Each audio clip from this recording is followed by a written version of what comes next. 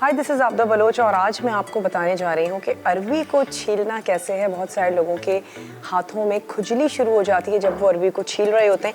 आपने सिर्फ इस चीज़ का ध्यान रखना है, जब आप अरवी छीलने जा रहे हों आपकी अरवी खुश्क होनी चाहिए, आपके हाथ भी खुश्क होने चाहिए, ड्राई होनी चाहिए। दोनों चीज़ें। अगर आपको अरवी को वॉश करना है, वॉश करके उसको रख दीजिए।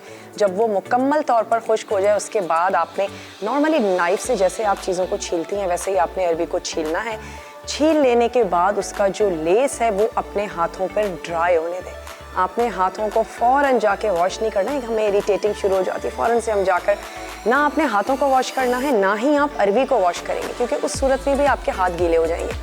हार्डली 1 से 1.5 मिनट में जैसे ही वो लेस आपके हाथों पे ड्राई होता है, आपने उस लेस को हाथों से झाड़ लेना है और नॉर्मली जाके आप अपने हाथों को वॉश कर लीजिए।